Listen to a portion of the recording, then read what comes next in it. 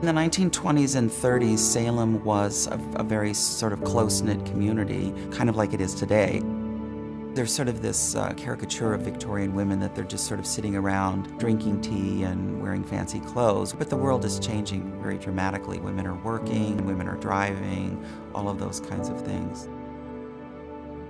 To think about these women in terms of art and culture, you sort of have to think beyond paintings hanging in a gallery.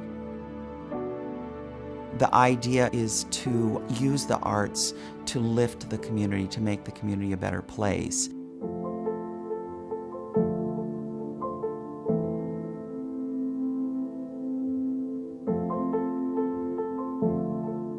Elizabeth and Edith were pioneers of their age.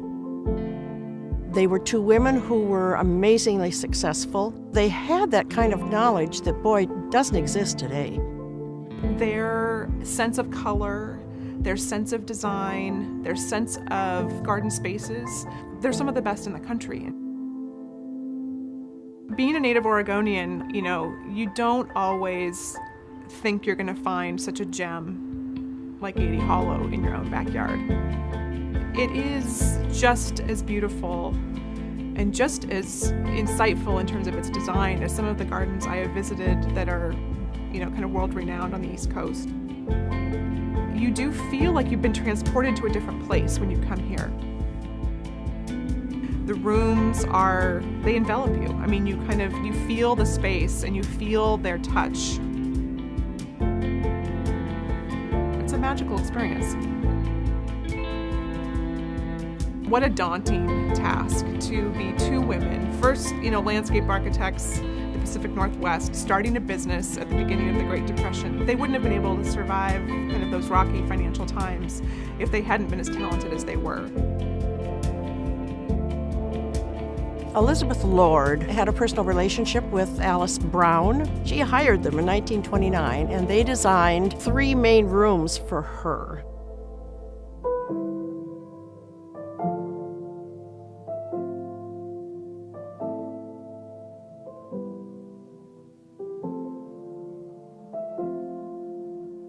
Having the commission for Deepwood was probably incredibly impactful because then other people saw their work in a more public setting and could see how good they were.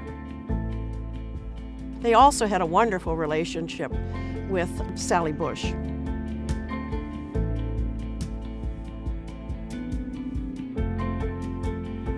Sally was not this sort of inapproachable goddess living at Bush House. She's kind of just out gardening. That's what she spends her time doing. She loved the native plants. She knew their scientific names. So right away they had this connection. She was hiring them to improve what was then the Bush farmstead. And it continued to their helping save the Bush property as Bush's Pasture Park. They got active again in 1970 to save Deepwood. Elizabeth was on the Capital Planning Committee. After the Columbus Day storm of '62, she absolutely insisted that they bring in arborists from Portland to save some of the trees.